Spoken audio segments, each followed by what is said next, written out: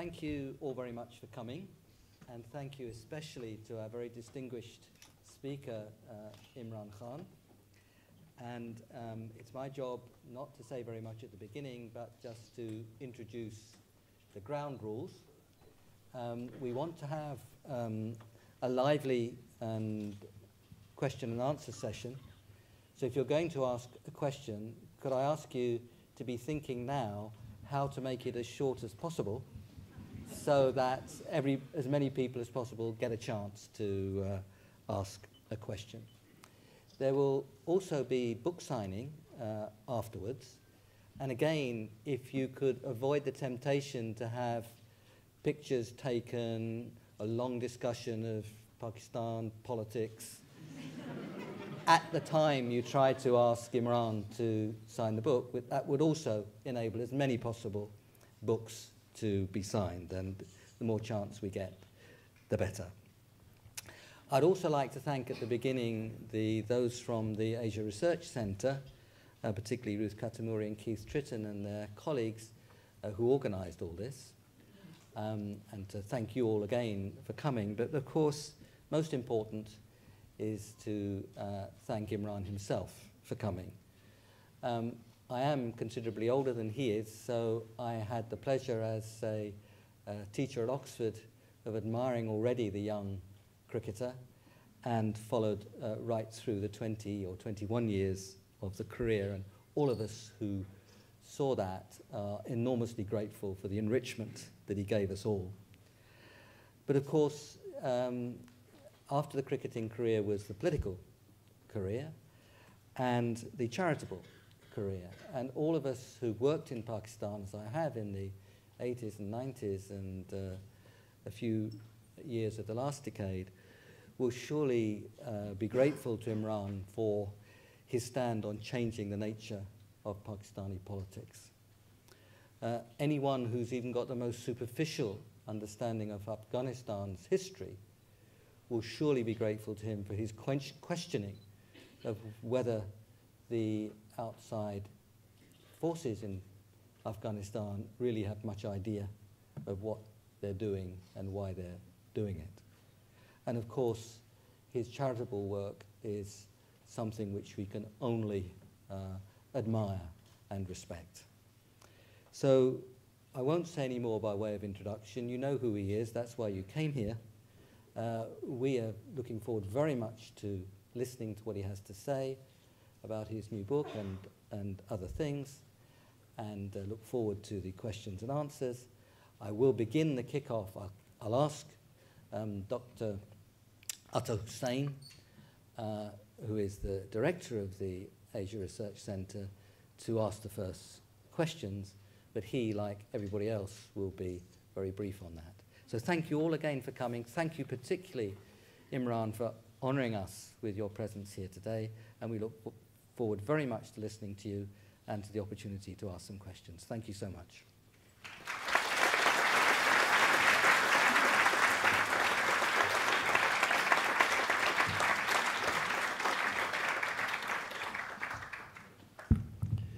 Thank you, Professor Stern. First of all, why did I write this book? I'm no historian. I'm certainly no scholar on Islam. But I felt that at this time, there is so much confusion within Pakistan. And since 9/11, there is so much confusion outside Pakistan about our country, about Islam, about the way this whole war on terrorism is being fought, and how somehow it has got linked, terrorism has got linked to Islam. So living between, or having spent so much time in Britain and understanding the Western society, and then of course being a politician in Pakistan who started a party from nothing and going all over Pakistan, building a party. So seeing the reaction, especially after 9/11, the reaction in Pakistan and the reaction towards Pakistan, Islam and Pakistan outside, I thought the best way was to write a book. write a book about Pakistan as a Pakistani who was the first generation Pakistani who grew up in an independent country. My parents grew up in a colonial India. I was the first generation which saw an independent country. And we had such pride in our country when we were growing up. So from where Pakistan started to where it's got to now, we had our greatest leader, sadly, dying a year after Pakistan was created, and how we've come to the situation where the biggest crook has become our president. And so I traced this sort of roller coaster, which has, from my eyes, how I saw how we sort of went up, and then there was this wonderful period where there was so much hope. And then things started going wrong from 1971 onwards, when Pakistan was split. But it also talks, what I talk about is about Islam. What is Islam? Because there's so much confusion within Pakistan and the westernized Pakistanis or the English who go to English medium schools, how they perceive Islam, what a common man perceives Islam to be, and then how Islam is perceived from outside. What is secular? I mean, what does secularism mean in Pakistan? What is a secular society for a Pakistani? And then, the war on terror, the impact it had on our country, a country that had absolutely nothing to do with 9/11.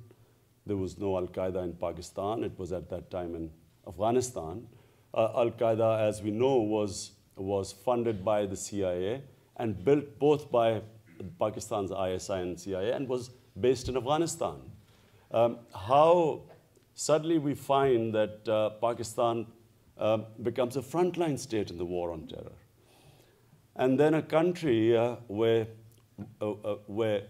we had no militant Taliban in Pakistan, we didn't have Al-Qaeda, we had hardly any history of suicide bombings, 4 or 5 in our entire history. And suddenly we reach a point today where 35,000 Pakistanis have died in this war on terror. Equal amount have been maimed because they're mostly bomb attacks, and the injured normally sort of lose limbs. According to the Pakistan Economic Survey, the country has lost $70 billion. So that's what the economy has lost. The total aid coming in has been 20 billion since 9/11. And there are 3.5 million internally displaced people in Pakistan. But the worst thing is, there's more radicalization in our country than ever before. The country is more polarized than ever before. We are not winning the war. We are, in fact, we have each year the number of attacks, bomb attacks go up. And there's a danger that, and the biggest danger is that the army, which is the only at the moment considered an institution that is intact, there's a danger that if this war goes on, something would happen within the army. There are worrying signs that, especially there was this attack on the naval headquarters, where about 6 or 7 people were supposed to have taken on 1,500 army personnel for 24 hours. But that's what was reported. But clearly it was an inside job. Then the headquarters, before that, in Rawalpindi, the army headquarters was attacked. Again, an inside job.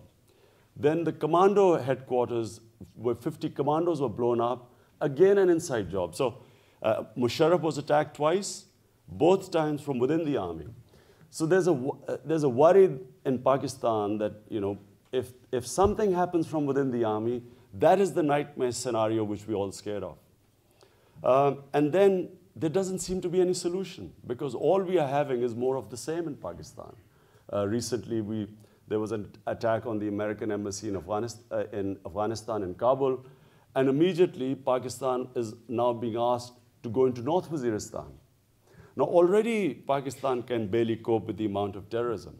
Going into North Waziristan means for something like 5,000, or what we are told about 5,000 Haqqani Taliban group, which is supposed to be North Waziristan, for 5,000 fighters, we are going to go into an area where 350,000 people live. And so to explain to people, what is the tribal area of Pakistan? I happen to be probably one of the only politicians in Pakistan who's been all over the tribal area, and I actually wrote a book about 20 years back called The Warrior Race, about the history of the tribal area and what that place is. Why is it the most unique place in the world? Every man is armed. Every man is a natural warrior. This area has resisted every conqueror throughout history.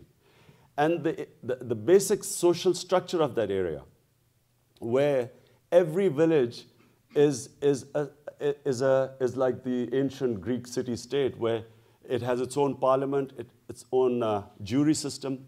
And so it's people are totally living in an autonomous place where every village is independent. And so there's no central authority. They've never known any central authority. So the moment the Pakistani troops were sent there in 2004, what has happened was going to happen, because it's happened throughout history.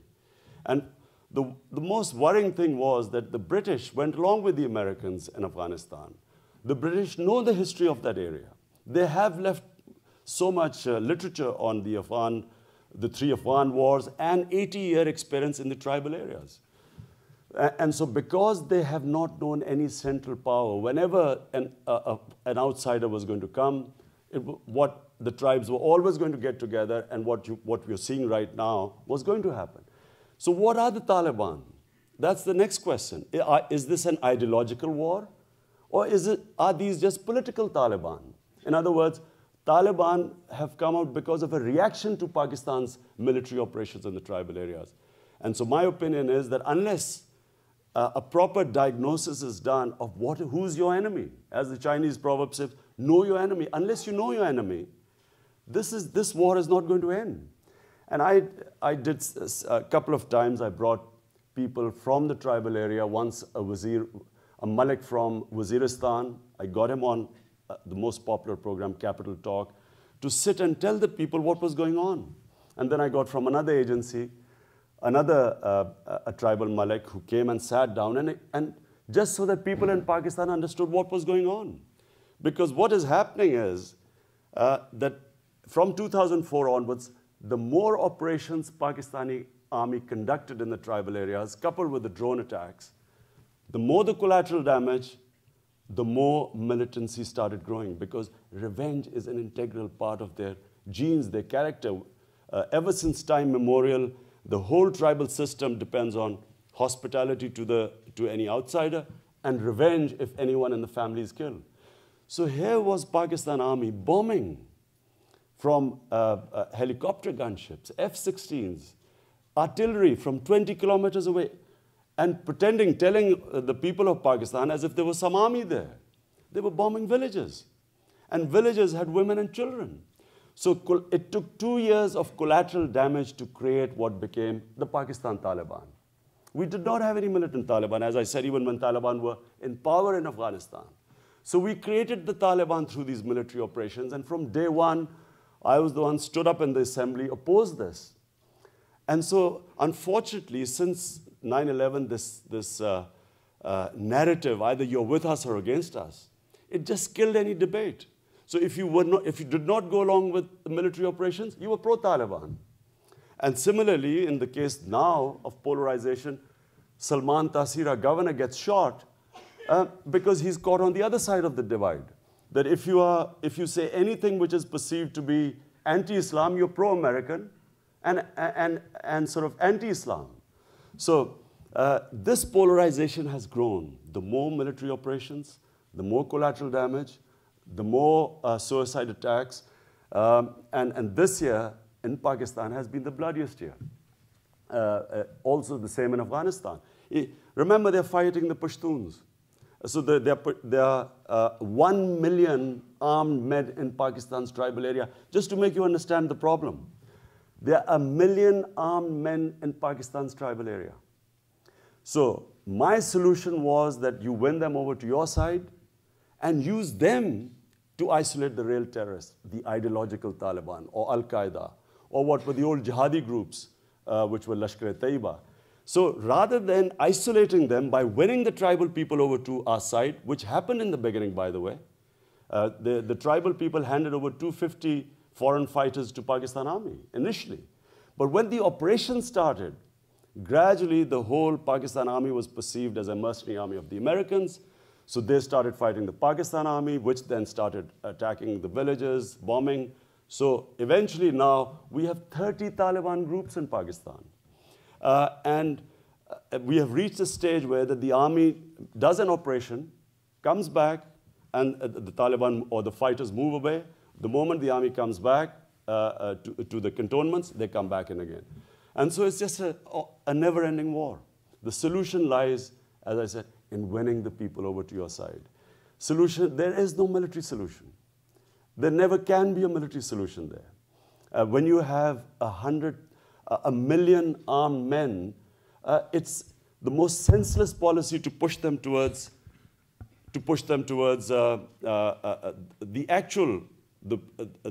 terrorists who threaten the West, Al-Qaeda, or the terrorists which would operate from Pakistani soil. So it doesn't make sense to push these people in the other direction rather than winning over to your side, which can only happen through a political solution. The same is in Afghanistan. The answer lies in actually winning over on a timetable for withdrawal, getting the people, all the stakeholders across the table, getting the neighbors across the table, and working out a settlement where you can have a broad-based government. Apart from that, there is no other solution. And so as long as this keeps going, as long as there's war in Afghanistan, there is going to be destabilization within Pakistan. Pakistan will not be able to seal the 2,500 kilometer border, tribal area which borders Afghanistan. And then finally, in the book, I talk about giving direction to the youth of Pakistan. At the moment, there's a tremendous amount of confusion amongst the youth. Where are we headed? We have target killing in Karachi, where almost 6,000 people have died in the last 2 years. We have insurgency in Balochistan. All along the tribal belt, we have 140,000 soldiers in our tribal areas. There's lawlessness. Kidnappings, just to give you an idea, because of high unemployment and inflation, kidnappings in Punjab, which is considered the most peaceful place right now, most lawful place in Pakistan right now, from 900 kidnappings in 2008, it's gone to 13,000 kidnappings in 2011. So the sort of what we are seeing, the lawlessness and unprecedented corruption. So what is the way out of it? In this gloom, I see light at the end of the tunnel because of 2 reasons. Number one, we have a very powerful independent Supreme Court, which against all odds is standing up to the government. And the people of Pakistan are behind the Supreme Court, which came about because of what was called the lawyers' movement. People rallied behind the Chief Justice when General Musharraf put him under house arrest. And it was people's power which got him first reinstated. Again, in the emergency, he was kicked out. Again, the people rallied behind him, and despite all opposition from the present setup headed by Asif Zardari, again, he was, in the long march, he had to be reinstated with people behind him. Now, we have an independent Supreme Court, which means that we could have, we could protect the Election Commission. So if the Supreme Court can ensure free and fair elections, and already it has taken the first step on our petition of my party, we went to court.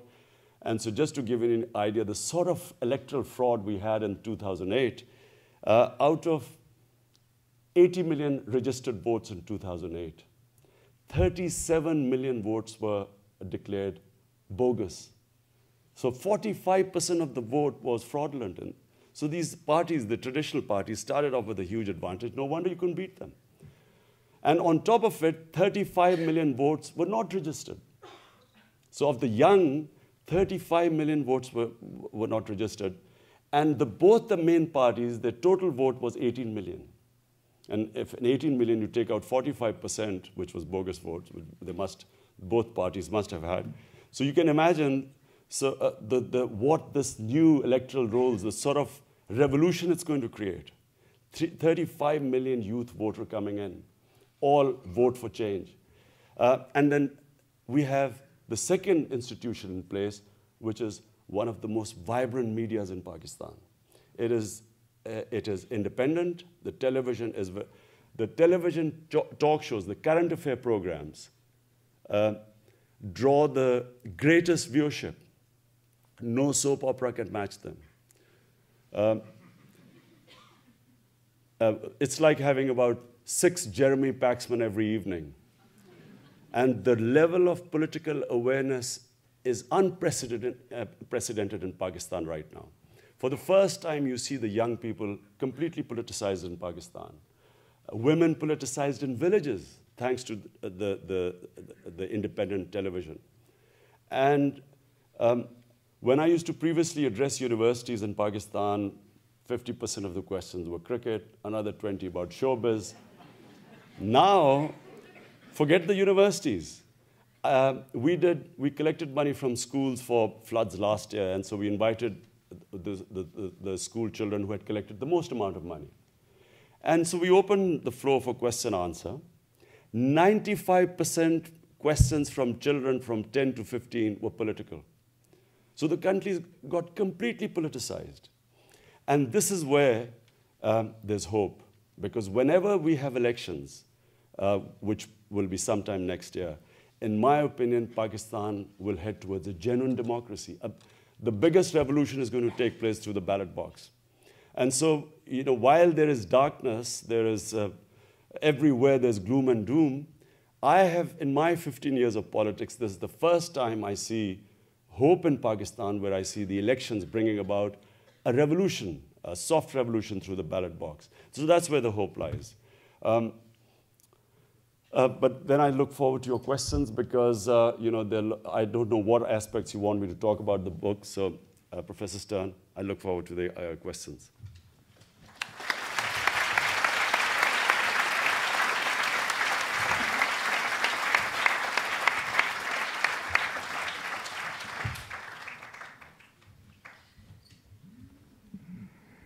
Imran, can you hear me through this microphone? All right at the back row there? Very good. So thank you very much for your very thoughtful comments. And there's so much to be thinking about, and so many questions I'm sure will be coming. I'm going to ask my friend and colleague, Dr. Atta Hussain, to ask the first questions, and then we'll open it up. But let me remind you again that brevity is a virtue, and in particular, it will allow others to ask questions as well. So Atta, could you lead us off?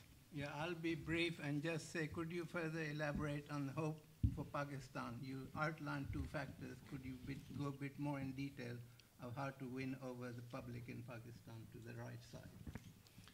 Well, already the public is being won over, because if you look at all the opinion polls, Tehreek-e-Insaf, which is, of course, my party, Movement for Justice, is by far leading. Every poll shows that the lead between us and the number 2 party is increasing. Firstly, in 2008 elections, we were number 3.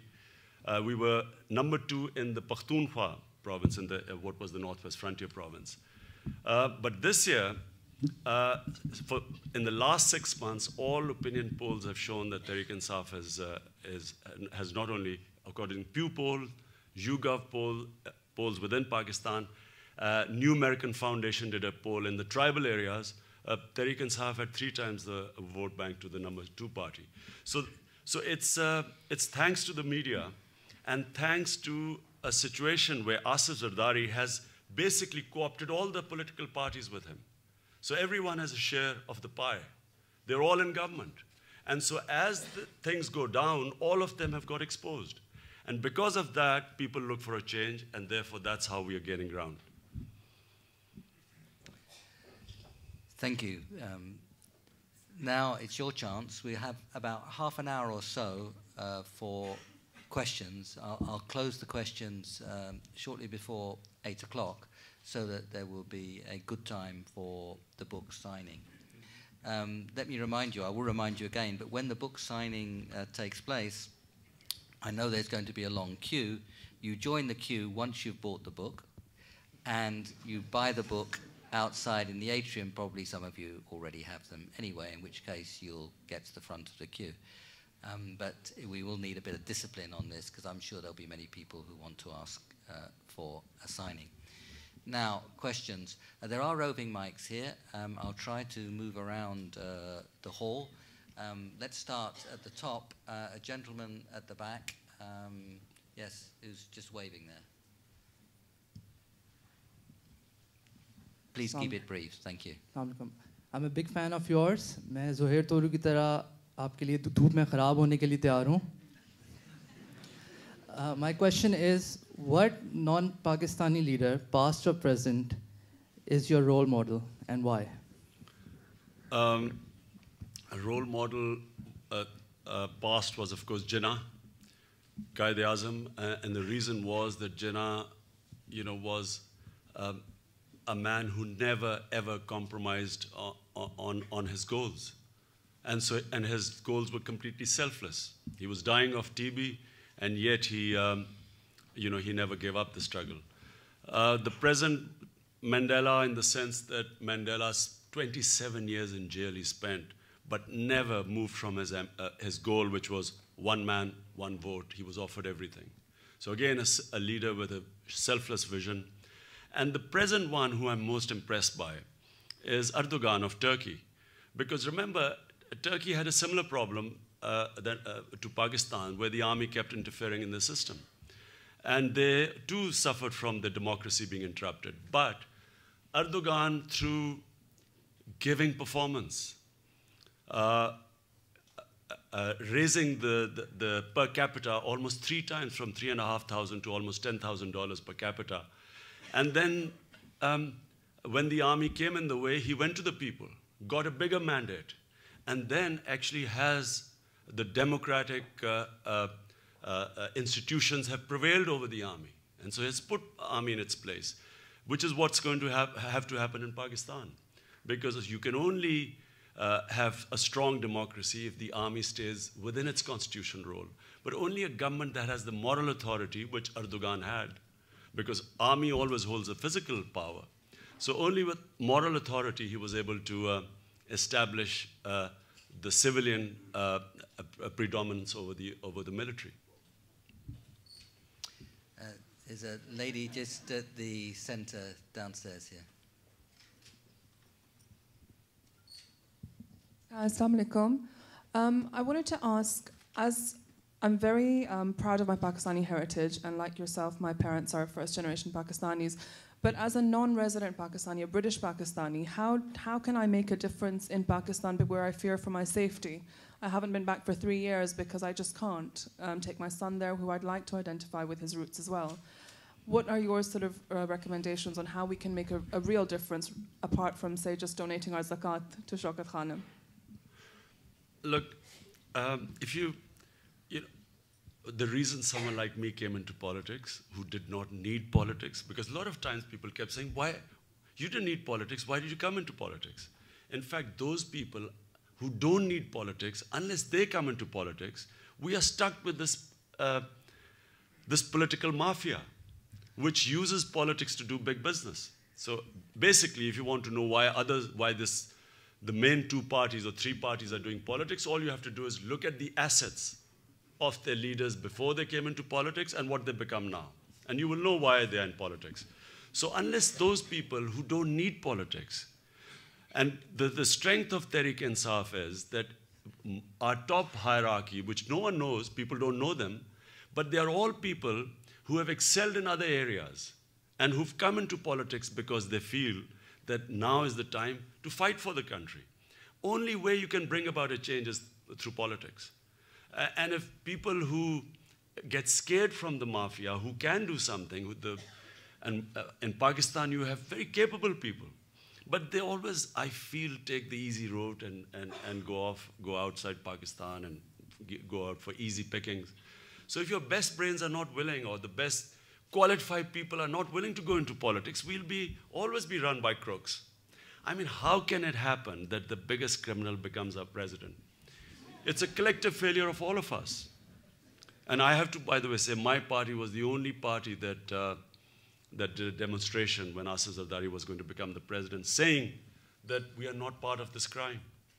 To tell our younger generations that, you know, how can someone like him have become a president? But it's because, unfortunately, our educated classes are too soft. And they just find politics too rough, and they take the easy route out. Gentlemen, right and so answer is join Tehreek-e-Insaf. Gentleman right up in the top corner there.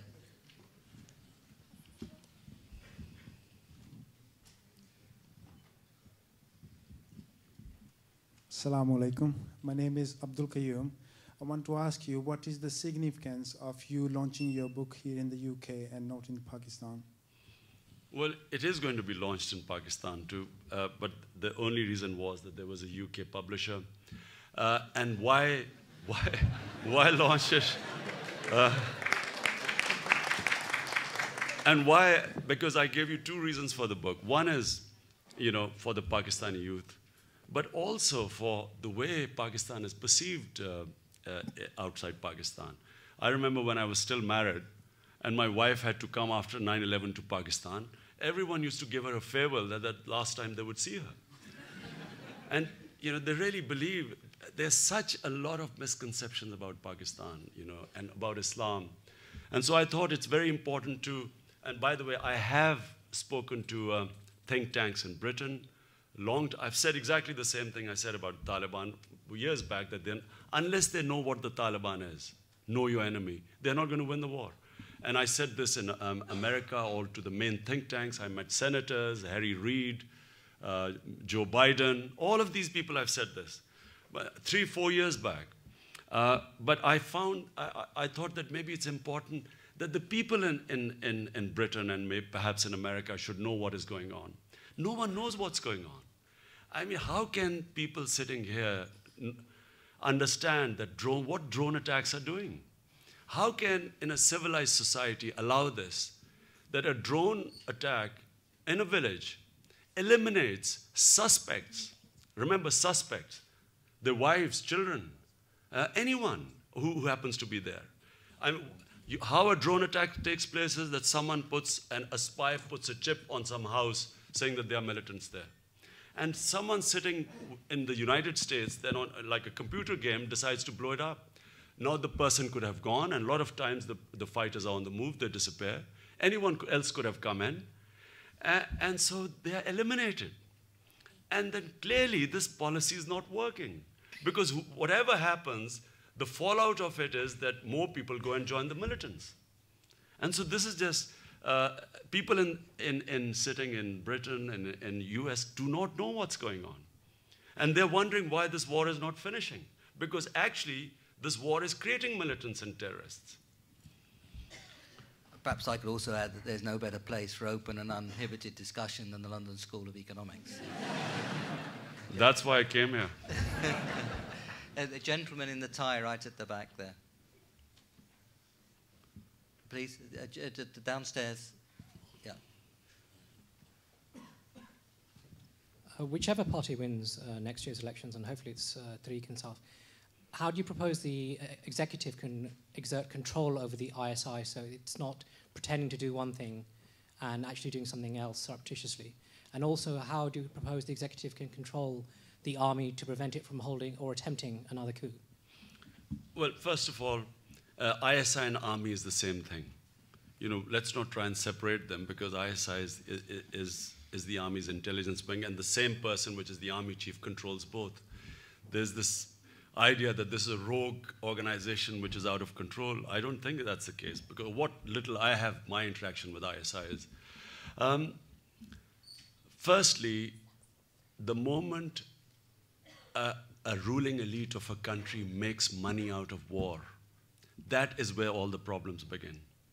We were some 20, 30 years back, our ruling elite made money by creating jihadis. Today, it is making money by killing the same jihadis. There is a big contradiction when your objective is to fight terrorism, but then you're also making money out of it. I mean, General Musharraf in his book talks about handing over 700 people for bounty to the Americans. That is breaking all laws of Pakistan. That is breaking, that's a human rights violation, that a person is innocent until proven guilty. And whatever happened with the Osama case, whether as the CIA chief said it, Pakistan was complicit or incompetent. Either way, what should never happen again is that we should never live of aid. A country that lives of aid, and especially in this case, basically getting money to bomb our own people. That's what we essentially did. Because if you follow the events from 2003-4 onwards, when the army went into Waziristan, it was because the Americans pushed the Pakistan army to go there. And we had a leader who thought at the time that this is also a good way of making dollars. So our troubles are because a ruling elite minted dollars out of a war, and the people of Pakistan lost both times. In the 80s, we lost out. Again, we have, as I said, 35,000 people dead. What did we have to do with the war? Yes, we should have helped the US. We should have given them intelligence. They had been attacked by terrorists. We should have given them all help. But why commit suicide by sending our own army in the tribal areas? So the answer to your question is, the whole contradiction starts when you use a war to make money. And that's what Pakistan did. Pakistan's ruling elite did that. And then there had to be a double game. If their interest was the war should go on, which I'm not saying that that's what they're doing, but if they're being suspected of a double game, it was an honorable government. It should have said, we're pulling out of the war. If you suspect our intentions, we'll pull out of the war. And I can tell you, when Tehreek-e-Insaf government, inshallah, comes to power after the next election, first thing we will do is no more aid. No aid. What aid does is it stops us making those reforms which are needed to balance the budget, sort of raise revenues and cut down our expenditure. When you have aid, it's just like treating cancer with Disprin. So for a little while you feel better, but the cancer is spreading. So now we have such a huge deficit that the country is locked onto it. If tomorrow the Americans decide to stop aid, we go belly up. So first of all, no more aid. Then raising taxes, raising tax revenue, not raising the taxes, but just taxing the rich. At the moment, the poor subsidize the rich in Pakistan. Rich don't pay any taxes. We all know how much our former prime minister, who's a billionaire, has these whole building in Mayfair. You know how much tax he paid? Yes, 5,000 rupees, which is $60. And of course, Asif Zardari didn't pay any tax at all. So when you're ruling elite, and when they don't pay taxes, they made laws so rich can evade taxes. And so, poor people are taxed through this, which is what is causing massive inflation. So the main thing is, in Pakistan, no aid, fight corruption through rule of law and a strong, independent anti-corruption bureau, strengthen the judiciary, and raise the tax revenues by taxing incomes above a certain level, whatever the income, whether from agriculture, wherever the income comes, don't raise the taxes, but tax the rich. Pakistan has the lowest tax GDP ratio in the world, 9%. India has 18%. In my opinion, Pakistan could have 25% tax GDP ratio. Because here's someone who is given more money than anyone in Pakistan. The country that gives the highest per capita charity gives the lowest tax. It's simply because people do not trust the government. And neither the rich pay taxes, people don't trust the government because of corruption, and the money is not spent on them. So if we can fix this, to fix Pakistan, you need to raise taxes, tax revenue, you need to fight corruption, and we need to pull out of this war on terror and make it our war. And guarantee to the Americans that once it becomes our war, there will be no terrorism from Pakistani soil, which is what surely the rest of the world wants from us. But only a credible sovereign government can do it. A government that is perceived to be a stooge of the Americans can never fight terrorism, because the terrorism or militancy is directed at that same government too. None of our senior government officers or a president or prime minister can come out in the public. Lady in the front row here, upstairs.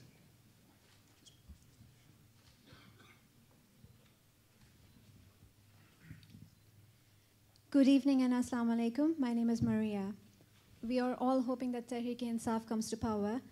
You have talked very rightly about the need to win over the alienated groups all over Pakistan, especially in the tribal areas. Does it not seem that the fundamental ideology of our people has been turned against all forms of establishment, be it the government or the army, to an almost irreversible degree? How do you propose to overcome the challenge of winning them over, and how do you change the perceptions that they have of us? Well, you know, because I have been to the tribal area, my party, according to all the surveys, is the #1 most popular party in the tribal area, simply because I took an independent stand from day one that this was wrong. I was opposed to the military operation. Actually, after the East Pakistan debacle, where Pakistan Army went into East Pakistan, I promised myself I would never, ever back military operations. Never. They have always been counterproductive. Whether in Balochistan, whether in Karachi, whether in Sindh, in all the tribal areas at the moment, we have got nowhere with military operations. And neither have the Americans succeeded, by the way. And Rand Corporation survey that in last 40 years of all the insurgencies, only 7% have been solved by military. So I have never believed in military operations. As a politician, I believed in a political solution, and I offered to mediate between the Taliban and the Pakistan government, and for that I was called pro-Taliban. But now I'm pleased to see that Hillary Clinton and everyone wants to talk to the Taliban, but they're not talking to them. But there is no other solution. So therefore, the way to win this war is to win the people of tribal area to your sides. And the way to do that is a truth and reconciliation. So you have announced a package of truth and reconciliation. Detach yourself. No government that is perceived to be a stooge of the Americans can ever have the credibility to talk to the militants. Only a government that is perceived to be independent can open dialogue, truth and reconciliation, compensate them for the devastation we have caused in the tribal areas, and then isolate the real terrorists. Remember, know your enemy. The real terrorists are Al-Qaeda, who can hit Western targets. No Pashtun has ever been involved in international terrorism. And certainly the Pashtuns there, I mean, they live in medieval times. There's no way they'd be spotted even in Pakistan, forget about coming out into the Western countries. And the other threat, of course, are the jihadi groups like Lashkar-e-Taiba, all created during the Afghan jihad. So to win the war, you must isolate them. At the moment, we are strengthening them by causing collateral damage and pushing the people there.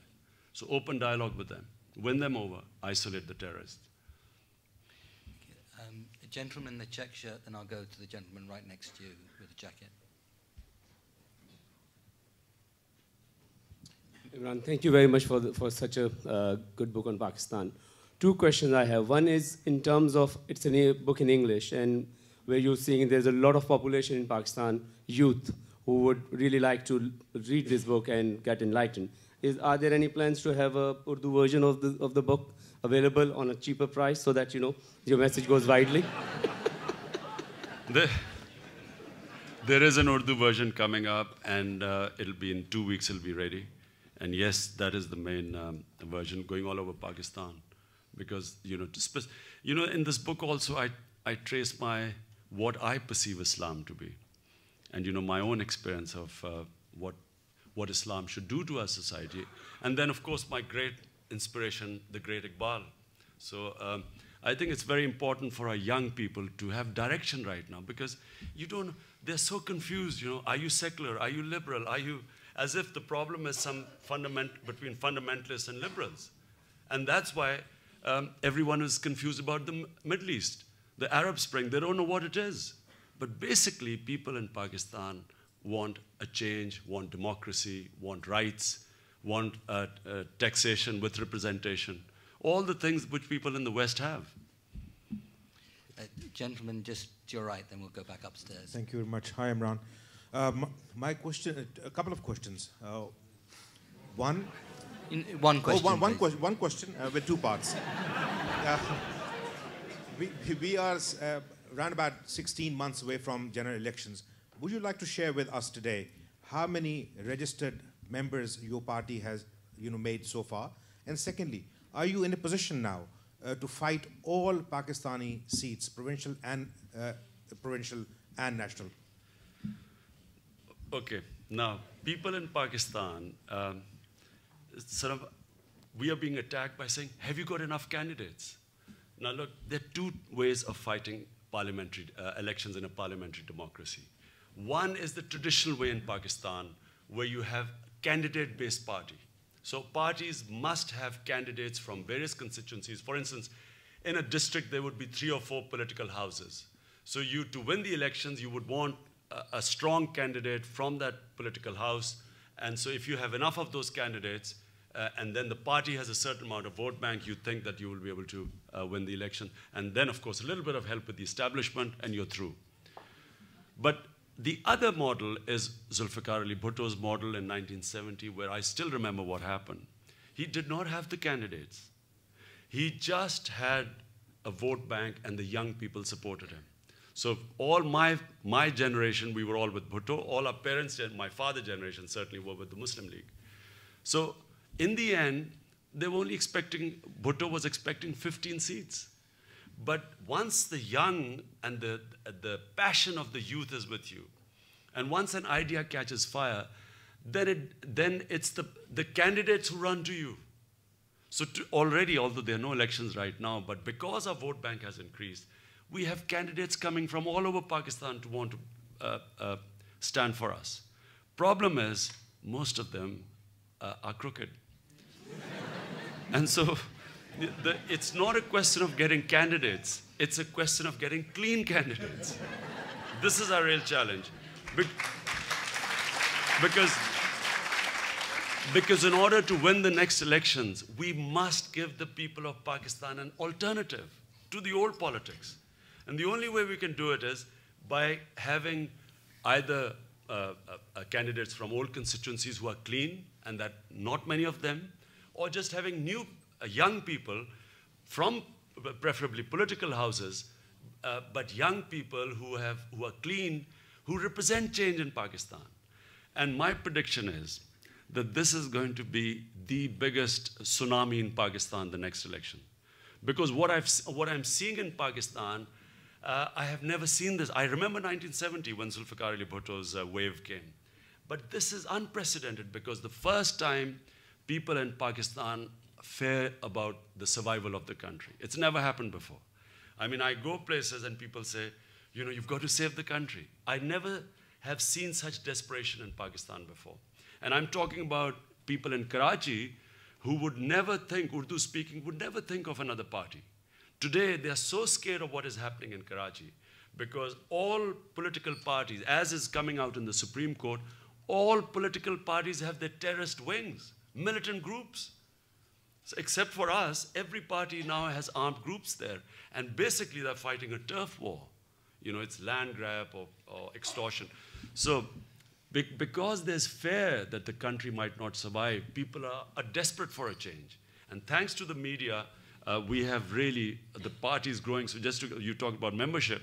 We opened, 4 weeks ago, we gave a number, an SMS number to join us.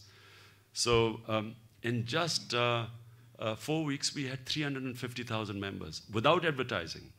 And of course, PMLN, as you know, follows us. Whatever we do, they try and follow us. They announced a number 2, and they've got 12,000 members. So it's a big change taking place amongst the young. And it's a very exciting time. Dangerous, but exciting. Lady in the front row upstairs. Hi, Imran. My question to you is that, you know, during this whole time about minority rights and about the Hudud ordinance, blasphemy laws, what is your opinion about all of this? Because I've heard a lot of other people talk about it, but you have been rather, and also because there's a misconception that you're pro-Taliban, so it's a bit shady and vague. Could you please elaborate on that? Do you know, one of the reasons I decided to write this book is because I could not believe that, you know, whatever I might be, but how could I be pro-Taliban? I mean, first, what is the Taliban ideology? How can anyone with any education ever adopt the Taliban ideology? I mean, even the religious parties are considered enlightened compared to the Taliban. And so, you know, that's why one of the reasons I was forced to write this book is to explain what is my religion. You know, what do I believe in? And that's why I found it important that we must go back to the founding father of Pakistan. The one person on whom there's consensus in the country is the great Iqbal. In my opinion, one of the greatest genius of all times, but certainly the greatest Muslim genius for 500 years, probably after Maulana Rumi. And so, anyone who follows Iqbal, and where is Iqbal and where are the Taliban? So it's very important for the young people in Pakistan to understand what is Islam. And for that, they must understand or read Iqbal. So because he was my big inspiration, that's why I thought it was very important to put down, what do I believe in? What Islam there should be in Pakistan? And what role should Islam play in Pakistan? And as for minorities, remember, Tehreek-e-Insaf, movement for justice. Justice is to protect the weak from the strong. In Pakistan, there's not so much a problem of laws. The problem in Pakistan is that laws are distorted by the strong to crush the weak. When I spent my little stint in jail for 8 days, I never saw any big criminal in that jail. I only saw poor people. And in the assembly I sat for 5 years, there was no shortage of mega crooks. So a society, how can you have any laws implemented when the big criminals get NRO and become the president, and only poor people end up in jail? So you need rule of law in Pakistan, bringing the big criminals under the rule of law. Gentleman in the shirt, in the center, 3 rows back. So my question is slightly different. The terrorism that you talk about is spread to this country. So are you prepared to go on media and say to these confused people that know your enemy, we are not your enemy, this is the most tolerant country in the world, and either you accept this as home or you go and fight elsewhere? The worry is, I have to say that my worry is that the next attack on Western countries is not going to come from the mountains of Pakistan or Afghanistan. The danger is that there will be radicalized Muslims on the fringes. Most people feel that there's political injustice. For instance, I've always felt that this war was very unjust in Afghanistan because the Taliban were fundamentalists. They were not terrorists. And only 3 weeks after an event, you don't make war a first option. It's a last resort.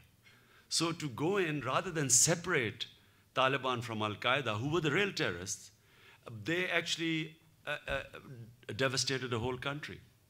And what have they achieved? So I always objected to this war in Afghanistan and in Iraq, because Iraq war was on wrong pretenses, about weapons and mass destruction, whatever. So I think that what that has done is it has done more to radicalize Muslims in Western countries. And so you have cases of Faisal Shahzad in New York, in Times Square, who openly says that I'm doing it because of drone attacks killing women and children in the Pakistan tribal areas. So firstly, this is not, again, it's not a religious issue. It is a political issue. The solutions also lie in politics. So in my opinion, the sooner Americans leave Afghanistan with some sort of a broad-based government, the more the temperatures will come down in the Western societies among the marginalized youth. I don't mean Muslims everywhere, but there's always on the fringes of society, you will always have radicals. And I always worry, and especially now after May 2nd, Osama being found in Pakistan, I worry for Pakistan. If something happens, I as a Pakistani worry that immediately we will be, somehow we will be blamed. So there's a lot of fear in our country.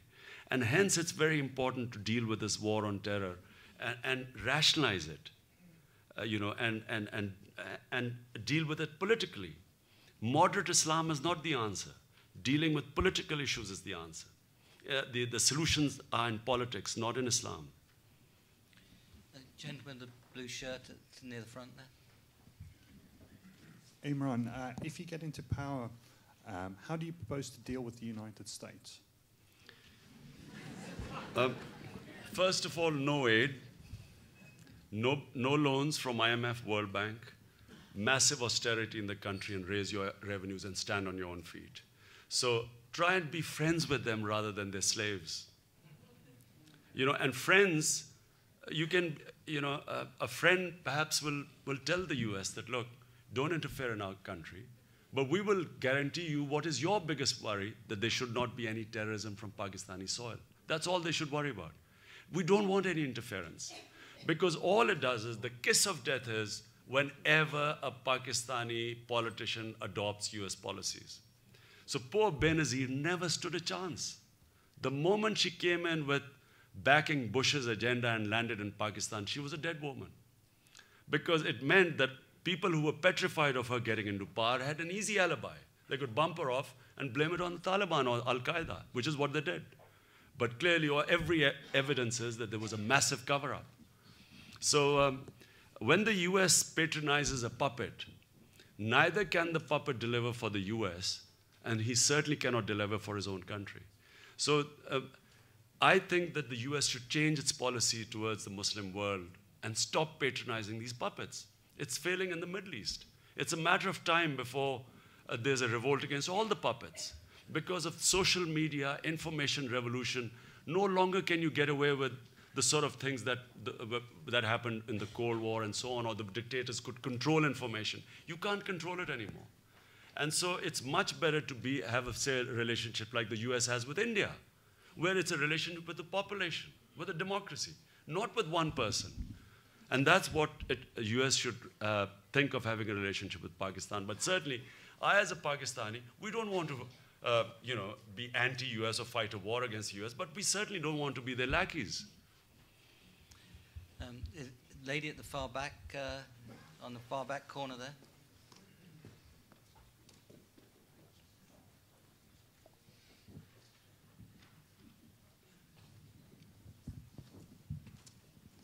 Hi Imran, my name is Priya, and I would like to ask, what is your view of the future of Indo-Pakistan relations? And secondly, how do you read the Arab Spring? Thanks. Well, about Indo-Pak relationship, as I've always maintained, you can't change your neighbors. So you have to live. You have to live with them in a civilized manner. And unfortunately, we haven't had a very civilized relationship with them. Even when there have been talks, there's been, backstabbing, agencies playing their role, RAW this side, ISI the other side. We have to have a new relationship with India. And I think it should be now a relationship where we decide that all our problems will be decided politically. So politically, as long as this comes in the forefront, that every issue will be decided on the dialogue table, and end to these role of the agencies. It's a disaster for both countries. Pakistan is blaming India in Balochistan. India is blaming Pakistan in Kashmir. And so this will go on, unless there's a new relationship now. And I think if we look ahead, the future of the subcontinent is very bright. India is emerging as an economic giant. There's China on one side. Pakistan, if it gets its house in order and we start trading in this whole area, this would be, it would benefit everyone. And also it would stop this huge amounts of money being poured into arms, both sides of the border. So I'm one who believes in changing the way we've been dealing with each other. Any issue on Kashmir should be dealt with on the table. It should be a political settlement of Kashmir, no longer encouraging militancy or using militants to achieve your objectives. It's not going to work, and it's already caused enough damage between the two countries. And the Arab Spring? And the Arab Spring is basically people wanting the same rights, the young people in the Arab world, thanks to the social media, wanting democracy like they have seen now in the Western world. And again, it's because of the information, people have woken up. And also this rule of puppets, where the head of state is basically towing a policy which goes against the public sentiment.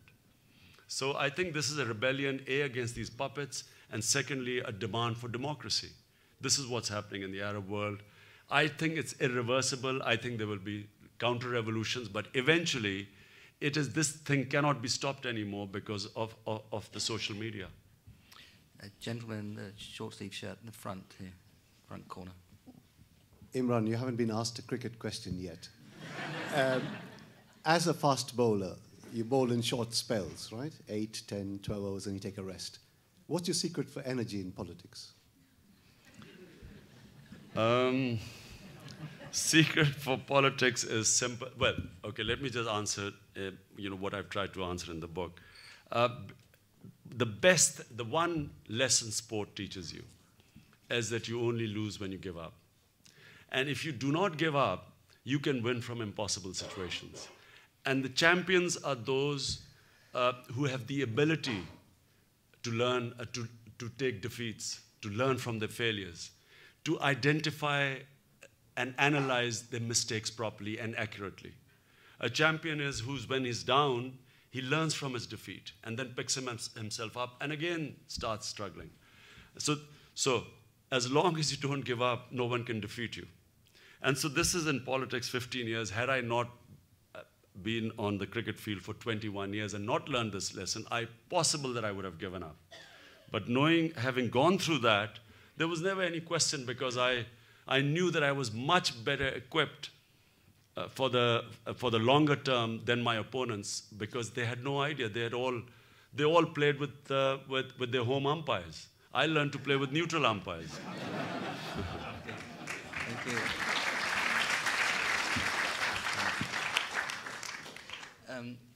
There's a lady just in about 2 rows back, very close to you there. No, this side. This side. Yeah. On the assumption that you will win the next election, inshallah, how do you plan on implementing the rule of law? And what can people from the legal profession outside of Pakistan do to help with this change? So the moment a government brings itself under the rule of law, there is rule of law. I'm probably the only politician who's built an institution and run it. And I'm very proud to say that the cancer hospital, which I built, and now the university, nowhere in Pakistan I challenge everyone to go and see any corruption in the hospital. And I believe that principles are the same everywhere. If a captain is clean, there can be no match fixing. If the leadership obeys and brings itself under the laws of the institution, everyone else will obey them. And to fight corruption, if your top tier is clean, corruption will always be manageable proportions. I remember speaking to Mahathir Mohamad, and he told me that as long as your top leadership is clean, corruption won't harm you. But the problem happens is if the top tier is crooked, then corruption becomes plunder, what is happening in Pakistan. So in the cancer hospital, I'll just give you an example. So the difference, if your top leadership is clean, the difference it makes. We buy a PET scan machine, which is the ultimate right now in cancer diagnosis. We buy that machine for $4 million. Exactly the same machine was bought by a government hospital for $6 million.